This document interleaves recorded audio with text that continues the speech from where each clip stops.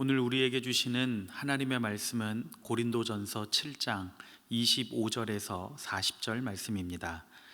처녀에 대하여는 내가 주께 받은 계명이 없으되 주의 자비하심을 받아서 충성스러운 자가 된 내가 의견을 말하노니 내 생각에는 이것이 좋으니 곧 임박한 환난으로 말미암아 사람이 그냥 지내는 것이 좋으니라.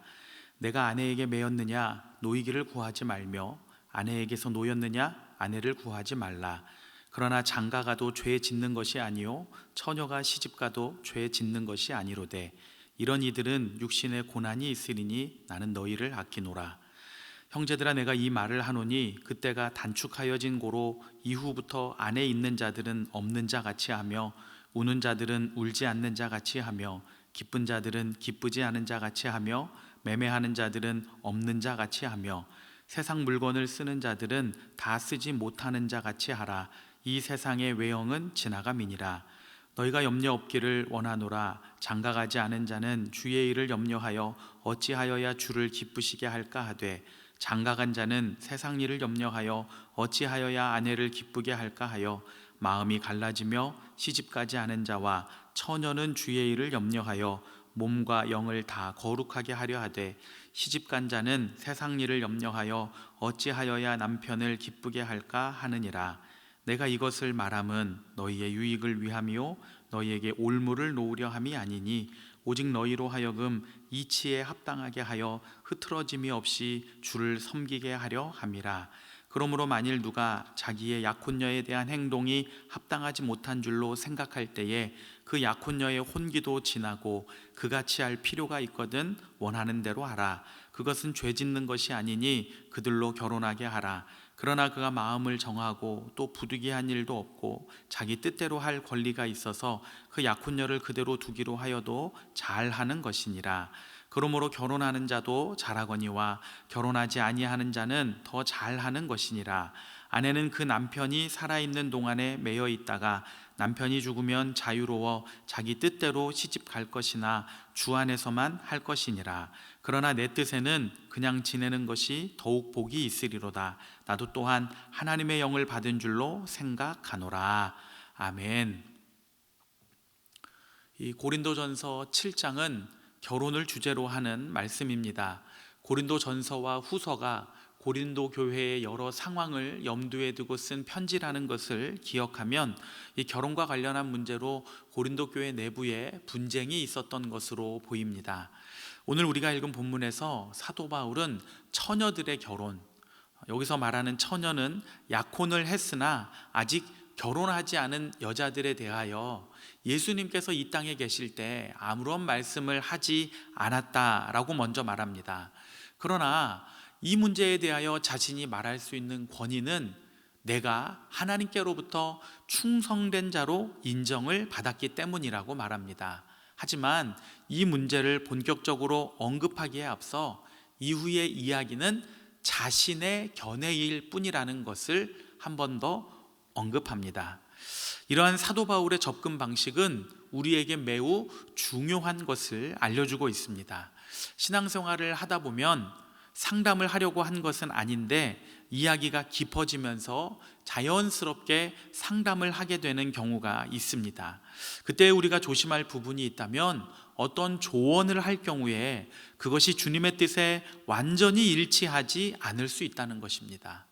내가 과거의 경험을 통해 깨달은 것이 아무리 좋은 방법일지라도 그 자체가 주님의 뜻이 될 수는 없습니다.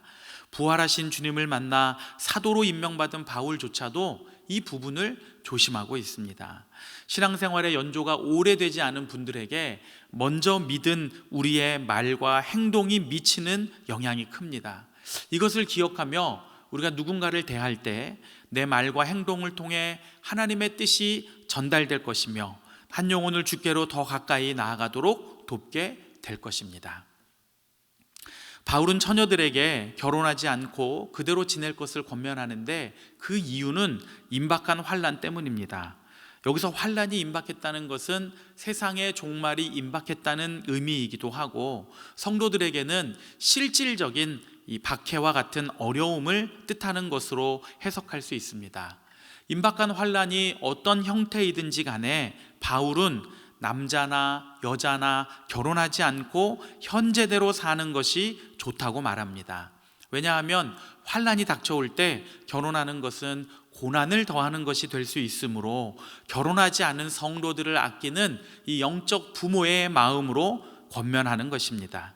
29절에서 35절에서 바울은 모든 성도에게 해당하는 근본적 교훈으로서 종말에 대하여 말씀합니다. 여기서 바울의 입장은 이렇습니다. 성도들은 전심으로 주님을 섬기지 못하도록 방해하는 것을 피해야 한다는 것입니다. 이는 재물, 재산, 사업 등이 될 수도 있고 결혼한 부부로서 집안을 제대로 꾸려가는 데 필요한 모든 것에 대한 염려와 책임 같은 것이 될 수도 있습니다. 혹은 남편과 아내로서 서로를 어떻게 기쁘게 할까 하는 염려조차도 주님을 향한 헌신을 방해하는 요소가 될 수 있습니다. 다양한 염려 때문에 성도들의 마음이 갈라지는 상황에 대하여 바울은 경고하고 있습니다. 그래서 35절에서 바울은 자신의 이 말은 성도들의 유익을 위해서 하는 말이고 근본적으로는 온전히 주님만을 섬기게 하기 위함이라고 매듭을 짓습니다. 여기서 우리는 바울이 말하는 핵심을 분명히 알고 받아들여야 합니다. 먼저 나는 주님을 온전히 섬기고 있는가 하는 것입니다. 이 말을 잘 이해해야 합니다. 교회에서 24시간 365일을 살아야 한다는 것이 아닙니다. 하나님께서 여러분을 부르시고 파송하신 삶의 모든 자리에서 우리는 모든 일을 주께 하듯이 감당하고 있는가 하는 것입니다. 두 번째는 내 삶의 어떤 부분이 주님을 온전히 섬기는 데 방해가 되고 있는가 하는 것입니다. 우리는 이것을 반드시 해결하고 넘어가야 합니다. 왜냐하면 사탄이 우리의 바로 그 부분을 공격하고 붙잡고 늘어져서 우리로 하여금 주님을 온전히 섬기지 못하게 만들고 있기 때문입니다. 사람마다 약점이 있습니다. 가장 효과적인 공격은 약점만 계속 공격하는 것입니다. 그러면 힘들이지 않고도 상대방을 무너뜨릴 수 있습니다.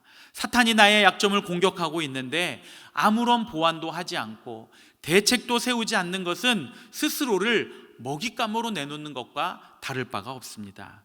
하나님께서 사랑하는 여러분, 주님을 온전히 섬기는 일에 힘쓰시기를 바랍니다. 삶의 모든 자리에서 하나님과 동행하며 승리하는 성도가 되시기를 바랍니다. 무엇보다 여러분의 약점을 분명히 잘 보완하여서 사탄이 그것을 공격할 때에 그것 때문에 쓰러지거나 넘어지지 않는 믿음의 성도들 되시기를 축원합니다. 36절에서 38절은 결혼하지 않은 사람의 구체적 상황에 초점을 맞추고 있습니다. 여기서 바울은 결혼을 약속했지만 결혼하지 않는 것도 괜찮고 절제하기 어려우면 결혼하는 것이 더 낫다고 합니다. 그러나 38절에서 결혼하는 자도 잘하거니와 결혼하지 아니하는 자는 더 잘하는 것이라고 함으로써 주를 위해 독신으로 사는 것을 강조하고 있습니다. 39절에서 바울은 사별한 여인에 대하여 말하기를 그에게는 재혼할 자유가 있지만 주 안에서 곧 믿는 사람과 재혼해야 한다고 말합니다. 왜냐하면 결혼을 통해서 남편과 아내가 그리스도 안에서 하나 되어야 하기 때문입니다. 그러나 40절에서 바울은 재혼하지 않는 것이 더 행복할 것이라고 합니다. 왜냐하면 환난이 임박했고 주님을 온전히 섬기는 일에 더 집중할 수 있기 때문입니다.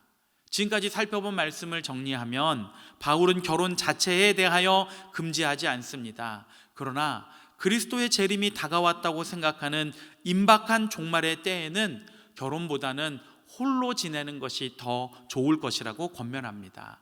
왜냐하면 하나님을 기쁘시게 하고 이 땅에서 주님의 뜻을 이루어드리는 것에 집중하려면 독신이 더 좋다고 생각하기 때문입니다. 오늘 우리는 이 말씀 앞에서 나는 주님을 온전히 섬기고 있는가? 나의 가정과 직장과 사업을 통하여 주님의 뜻을 이루어드리고 있는가를 살펴봐야 합니다. 그리고 주님께 더 깊은 헌신으로 나아가는데 방해가 되는 것은 무엇인지 점검하고 그 부분을 꼭 해결해서 하늘에서 이루어진 뜻이 나와 가정과 직장과 사업을 통해서 이 땅에서도 이루어지도록 힘써야 하겠습니다. 이 일에 부름받은 믿음의 성도로서 충성하고 승리하는 귀한 성도님들 다 되시기를 간절히 축원합니다. 기도하겠습니다. 우리가 이 시간 함께 기도할 때에 우리가 언제나 주님 앞에 충성되기를 원합니다. 모든 일을 주께 하듯 하는 마음으로 나 자신의 일과 가정과 직장과 사업을 통해서 하나님께 영광 돌리게 하여 주시옵소서. 또 주님께 온전히 순종하지 못하도록 가로막고 있는 나의 약점이 무엇인지 알게 하시고 드러나게 하시고 이것을 잘 보완하여서 하나님께 충성된 주의 자녀, 이것 때문에 사탄에게 어리석은 일로 문제되지 않는 저희들 될 수 있도록 하나님 저희를 붙잡아 주시고 인도하여 주시옵소서. 우리 함께 통성으로 기도하겠습니다. 사랑과 은혜가 풍성하신 아버지 하나님, 오늘 주님의 말씀을 통하여 저희들을 일깨워 주시니 고맙고 감사합니다. 하나님 앞에 언제나 바로 서기를 원합니다. 온전히 섬기기를 원합니다. 충성되이 섬기기를 원합니다. 주께서 저를 부르시고 파송하신 그 삶의 현장에서 모든 일을 주께 하듯 하는 마음으로 잘 감당하는 저희 모두가 되게 하여 주시옵소서.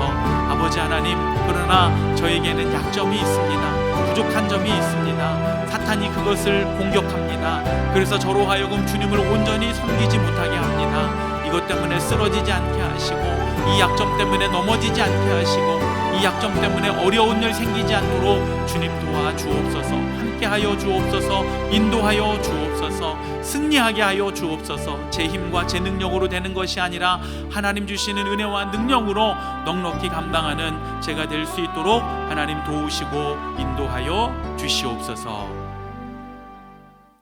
이제는 우리 주 예수 그리스도의 은혜와 하나님 아버지의 사랑과 성령의 교통하심이 주님 주신 능력으로 주님을 온전히 섬기기 원하는 모든 믿음의 성도들과 저들의 가정과 학업과 직장과 사업의 터전 속에 함께 하시기를 간절히 축원하옵나이다.